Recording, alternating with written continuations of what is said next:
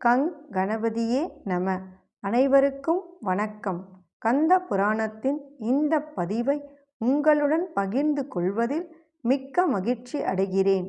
இச்சாசக்தியாகிய வள்ளியும் கிரியாசக்தியாக தெய்வானையும் விளங்க ஞானவேல் தாங்கி மயில் வாகனத்தில் வலம் வரும் முருகப் பெருமானை நம் மன வாகனத்தில் ஏற்றி வைப்போம்.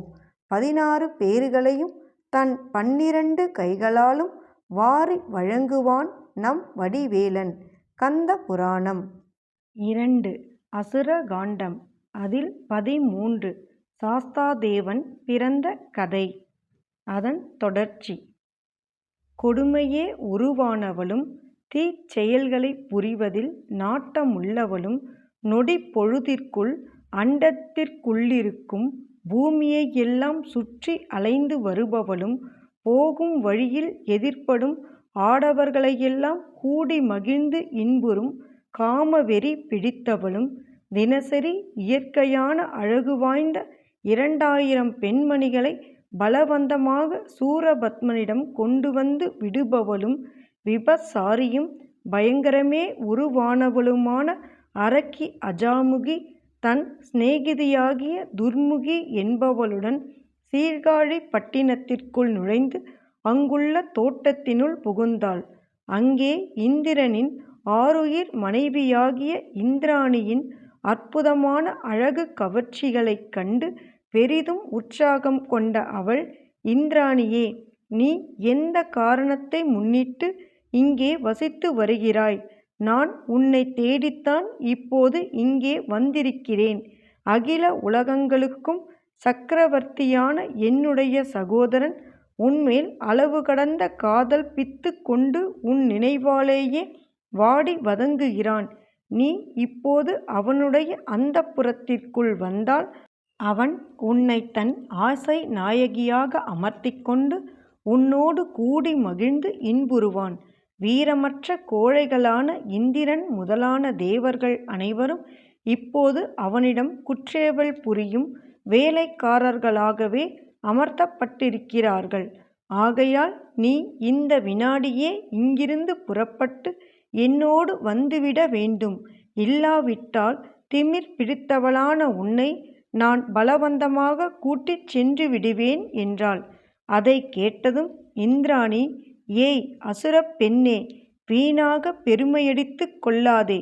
முன்பொரு சமயம் தேவர்கள் சகல சௌபாக்கியங்களிலும் அஷ்ட ஐஸ்வர்யங்களிலும் தலை சிறந்தவர்களாக விளங்கி வந்தார்கள். அச்சமயத்தில் உங்கள் அசுர குலத்தினரோ தாழ்வடைந்த நிலைமையிலும் வலிவற்றவர்களாகவே வாழ்ந்து வந்தார்கள். இப்போது ஏனோ சந்தர்ப்ப வசத்தால் நிலைமை மாறிவிட்டிருக்கிறது, அவ்வளவுதான். ஆனால் ஒன்று மட்டும் சொல்கிறேன் கேள்.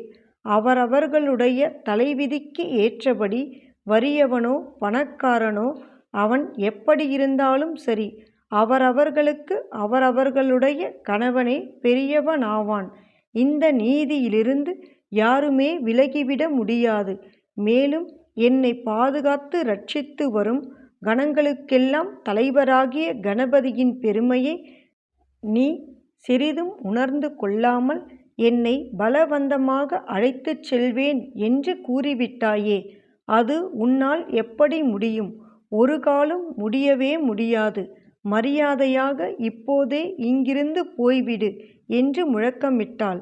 ஆனால் கொடியவளாகிய அஜாமுகியோ அதிக ஆத்திரமடைந்து, அடே, உன்னை பாதுகாத்து வரும் அந்த கணபதியின் சக்தியையும் தான் பார்த்து விடலாமே என்று கூறியவளாக அவளுடைய கையை பிடித்து தரதரவென்று இழுத்தாள்.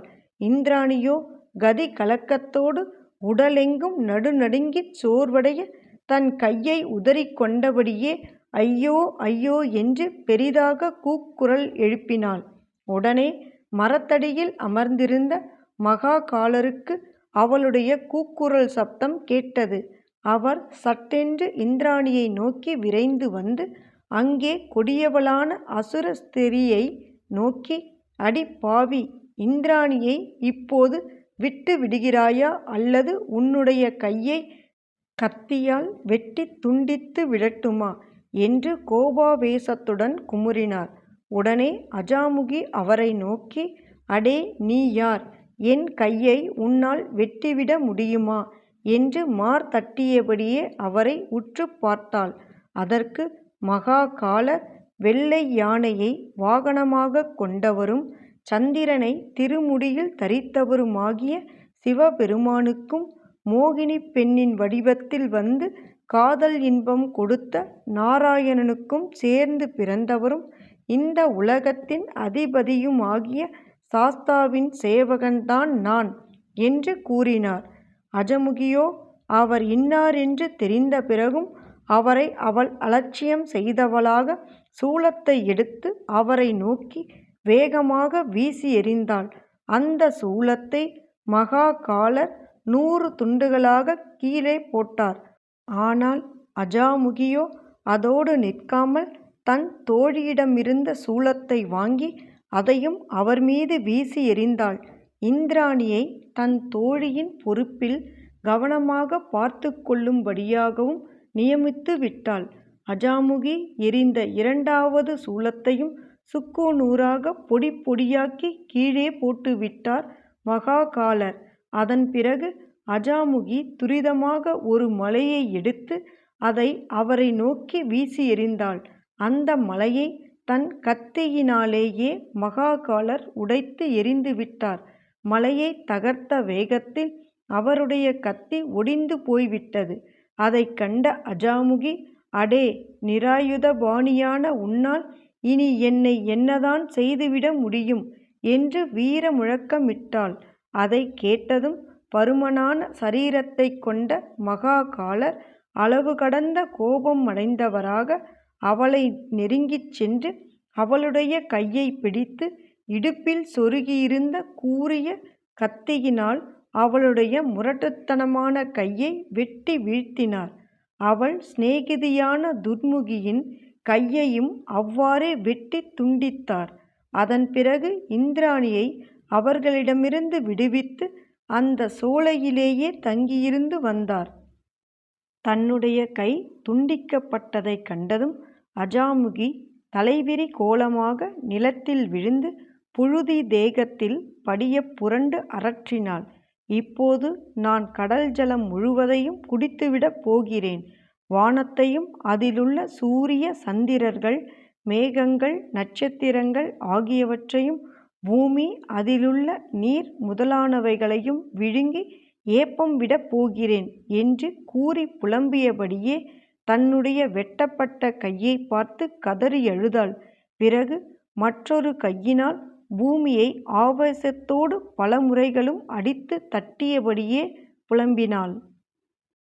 எண்ணிய பொருளை அருளச் செய்யும் கந்த புராணத்தை காதலுடன் இப்புவியில் படிப்போர், கேட்போர், நினைப்போர் யாவரும் பசு, பத்தினி, உறவினர், புத்திரன் ஆகிய அனைவரோடும் ஆனந்த வாழ்வை வாழ்ந்து இந்திரனைப் போல தலைமைத்துவமும் இன்பமும் மிக்க வாழ்வையும் வாழ்ந்து இறுதியில் பரமானந்த நிலையாகிய சிவபத பேரும் பெறுவர். வேலும் மயிலும் சேவலும் துணை.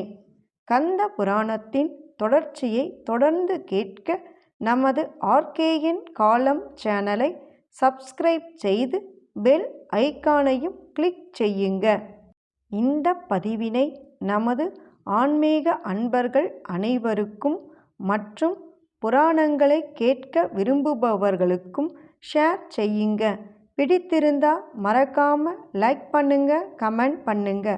தொடர்ந்து கேட்பவர்கள் அனைவருக்கும் எனது மனமார்ந்த நன்றி. நாளையும் வருவான் நமது வடிவேலன்.